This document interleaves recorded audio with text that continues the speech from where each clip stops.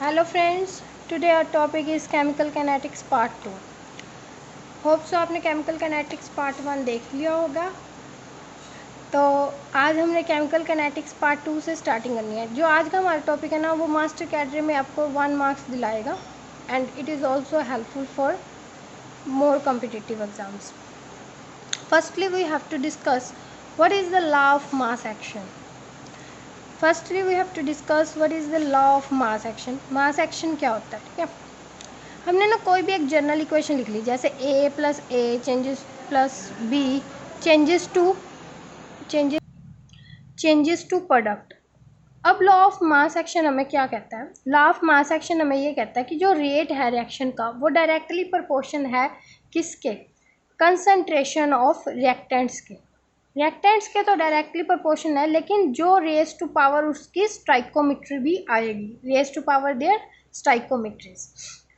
अगर कोई जनरल ऐसे ही हम ले लेते हैं नॉर्मल इक्वेशन और वो कोई प्रोडक्ट में चेंज हो गई, तो अगर हमें इसका रेट लॉ लिखना है, ओके, रेट लॉ अगर हमें इस लिखना है तो हम इसे ऐसे लिखेंगे, रेस टू पावर 3 है तो 3 आएगा, बी रेस टू पावर 2 आ जाएगा, normal.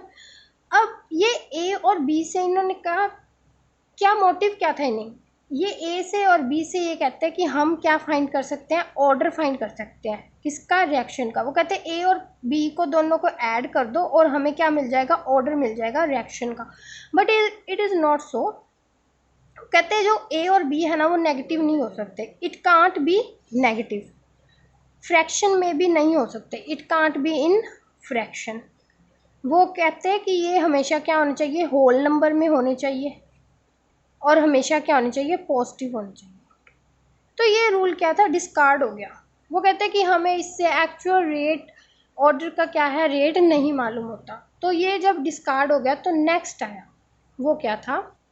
That is the simple rate law. What does the rate law states? Rate law ने ये बोला कि अगर कोई भी रिएक्शन है, X plus A plus Y plus B changes to product, okay, तो इसका रेट क्या होगा? Rate is always directly proportional to A raised to power x, whereas the B raised to power y. A is the concentration raised to power its stoichiometry. B is the concentration raised to power its stoichiometry. Whereas the order, अब वो कहते हैं order find करो, वो कहते हैं order x plus Y से हम फाइंड कर सकते हैं। अब लेकिन इसमें क्या है, x और y नेगेटिव भी हो सकते हैं, पॉजिटिव भी हो जाएं, ज़ीरो भी हो सकता है, फ्रैक्शन में भी जा सकता है, ओके। और ये ना आपको एक एक पॉइंट जो बता रही हूँ, इससे एक एक एमसीक्यू बन सकता है। So be careful with each and every point. It can be a whole number. अब वो कहते हैं कि हमें इससे रेट लॉ से हमें कैसे पता लगेगा order of reaction? Let discuss some example. That is rate is equal to K times A1। अब वो पूछेंगे इसका ऑर्डर क्या है? ऑर्डर सिंपली क्या करना है आप लोगों ने?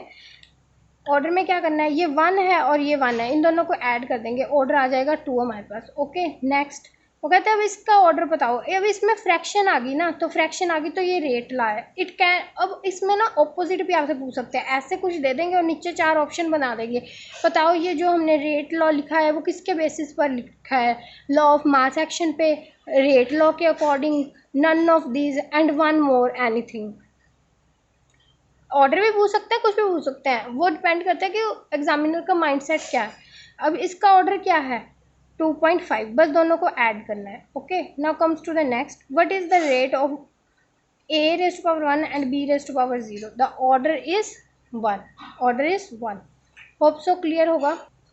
Comes to the next point कि अगर हम कंसंट्रेशन को चेंज करते हैं, अगर हम किसे चेंज करते हैं, हमने अभी देखा कि रेट किसके ऊपर डिपेंड कर रहा है, हमें पता लग गया कि रेट किसके ऊपर डिपेंड कर रहा है, डायरेक्टली प्रोपोर्शन एक्चुअल में किसके? कंसंट्रेशन पे, raise to power their stoichiometry, वो जितनी भी है।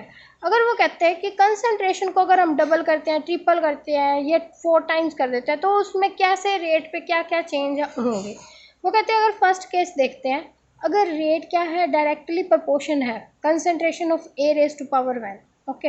अगर हम A की कंसंट्रेशन को डबल कर देते हैं तो रेट भी क्या होगा? डबल होगा, क्योंकि A के जगह पर आपने क्या करना है, अगर मान लो रेट क्या है, ठीक है, रेट है हमारे पास डायरेक्टली प्रोपोर्शनल टू ए की पावर 1।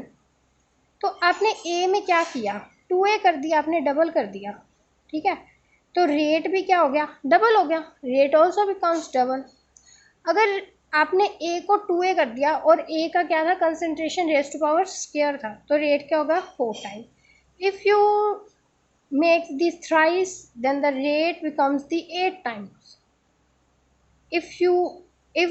अगर ए की पावर क्या है, 0 है, then the rate is independent of A. तो रेट ए की कंसंट्रेशन के ऊपर डिपेंड नहीं करेगा। अगर मान लें कि A raise to power A inverse है, ये क्या है, ए इनवर्स -1 है, तो अगर अब डबल करते हैं तो रेट क्या होगा, हाफ हो जाएगा। क्योंकि अब रेट, अगर इस केस को आप समझें तो ये कुछ ऐसे है, rate is inversely proportional to 1/a, ठीक है, इन्वर्स में चल रहा है। पहले ये डायरेक्टली था, तो जैसे जैसे इससे डबल करते थे रेट भी वैसे उसकी स्टाइकोमेट्री के अकॉर्डिंग चेंज होता था। अगर स्टाइकोमेट्री 1 है तो डबल, अगर 2 है तो 4 टाइम्स, अगर 3 है तो 8 टाइम्स, अगर 0 है तो इंडिपेंडेंट, अगर -1 है तो क्या होगा, रेट हाफ हो जाएगा। All clear?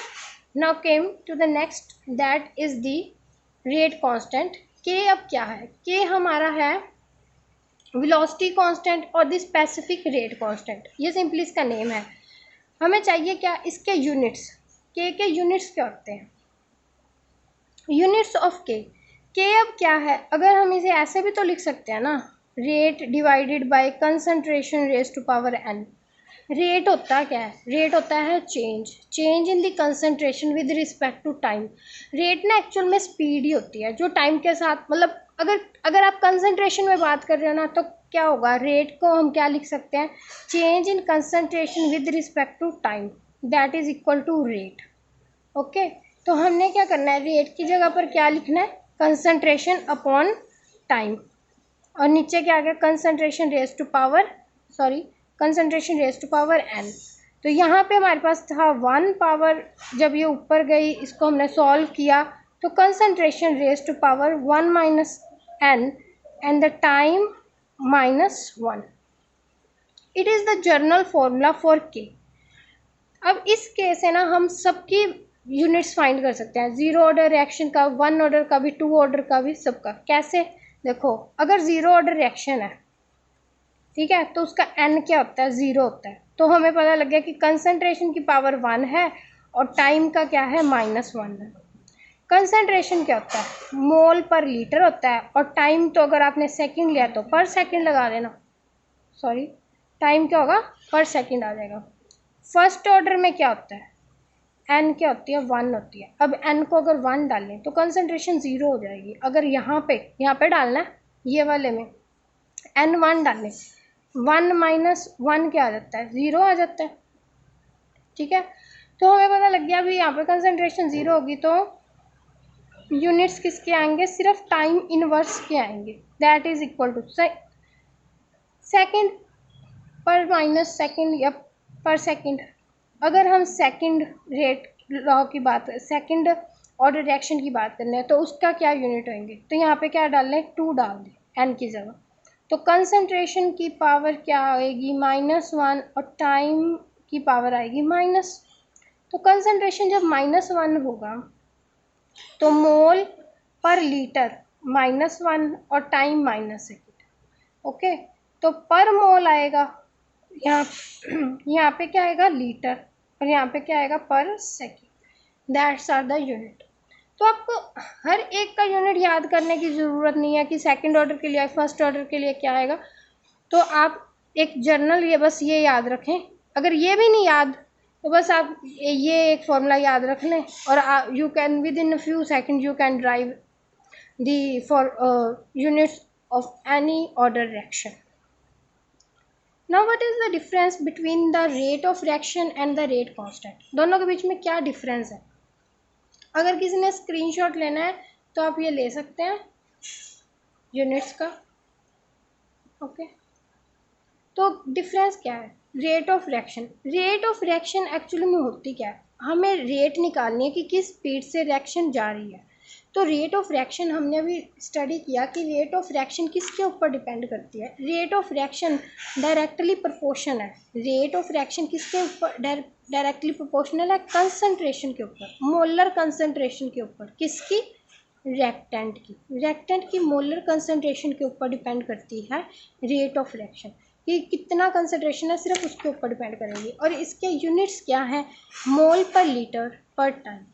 अगर आप प्रेशर में गैस में मेज़र कर रहे हो तो इसके होंगे atmosphere per ton. What is the rate constant? Rate constant ये जो हमने के नहीं यूज़ किया, ये जिसे हमने वॉल्यूम कांस्टेंट या स्पेसिफिक रेट कांस्टेंट बोला था, इसे हम रेट कांस्टेंट बोलते हैं। ये किसके ऊपर डिपेंड करता है? ये ना हमेशा टेम्परेचर के ऊपर डिपेंड करता है। रिमेंबर दैट पॉइंट, MCQ बन सकता है, ठीक है। और ये किसके ऊपर नहीं डिपेंड करता? कंसंट्रेशन के ऊपर ये नहीं डिपेंड करता, ये सिर्फ टेम्परेचर के ऊपर डिपेंड करता है। हर एक पर्टिकुलर रिएक्शन के लिए एक ही रेट कांस्टेंट होगा। It has only one constant. Discuss some example regarding the concept we have done.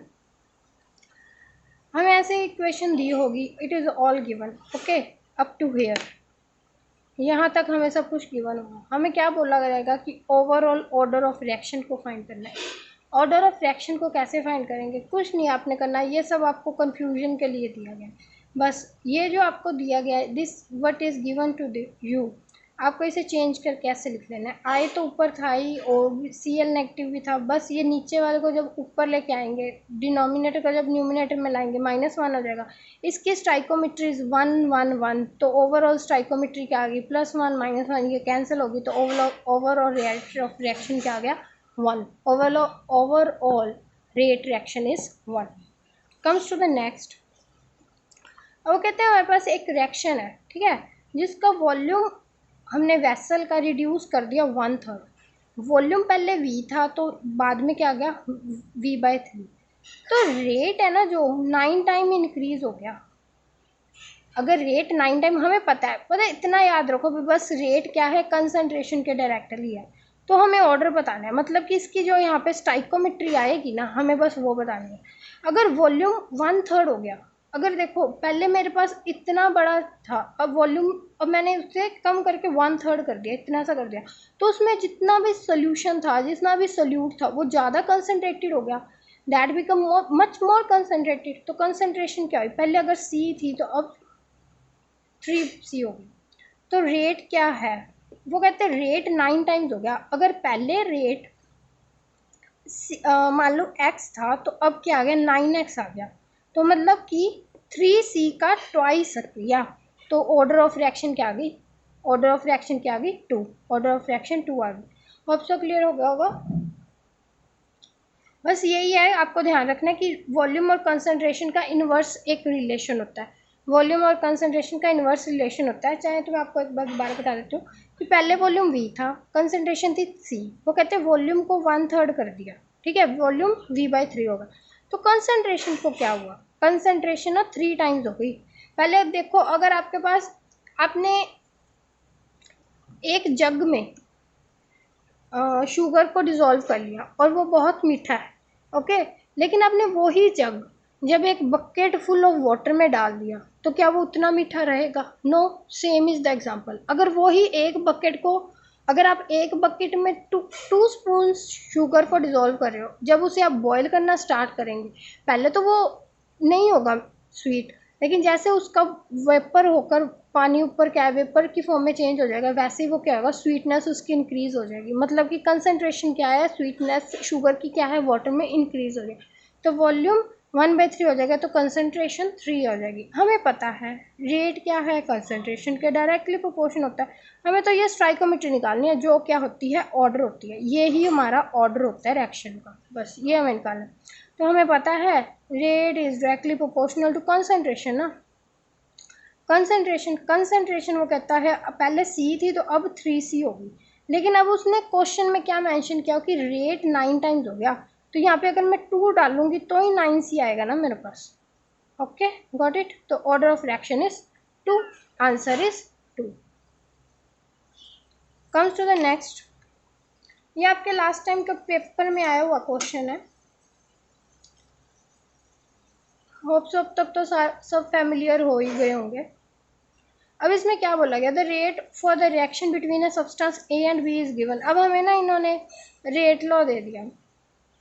वो कहते हैं अब हमने क्या किया, ए की कंसंट्रेशन को क्या कर दिया, on doubling the concentration of A को 2A कर दिया, and the concentration of B and having the concentration of B the ratio of, sorry half, half आना था यहाँ पे, हाफ मतलब कि हाफ कर दी, तो बी की क्या हो गई, B/2 हो गई। ओके, बी की हाफ कर दी। हमें पहले वाला रेट ला दिया गया, जब यहाँ पे क्या था, रेट क्या है यहाँ पे लिख लेते हैं फॉर बेटर अंडरस्टैंडिंग, ए की पावर n, बी की power m। Okay, new rate law क्या बना है, अब न्यू रेट क्या बनेगा, what would be the new rate, k two a की पावर n एंड B/2 की पावर m। ओके, तो अब हमने फाइंड क्या करना है वो देखते हैं, ratio of new to the earlier. बस ये ध्यान रखना, कई बच्चे क्या करते हैं, अर्लियर टू न्यू करके गलत कर देते हैं, so be careful, new to earlier. New हमारी ये है और अर्लियर हमारी क्या थी, ये है, उसे क्या करना है, नीचे लिख लेना, बी की पावर m। इसे जब हम सॉल्व करेंगे तो हम 2 की पावर n और यहाँ पे 2 की पावर m, ये तो कॉमन आ जाएगा, और बाकी तो एज इट इज़ सेम ही है डिनोमिनेटर और न्यूमिनेटर में, सॉरी बाकी तो सारा सेम ही है डिनोमिनेटर में और न्यूमिनेटर में, तो ये क्या है, कैंसल आउट हो गया। ओके, तो हमारे पास आंसर क्या आ गया, 2 की पावर n माइनस m। इतनी तो कैलकुलेशन आती होगी, 2 की power n dot m minus 1, तो जब प्रोडक्ट होता है तो ऐड हो जाता है, लेकिन यहाँ पे माइनस था तो आंसर आ गया 2 की power n minus 1। D is the option. If you like the video, press the like button and also subscribe my channel.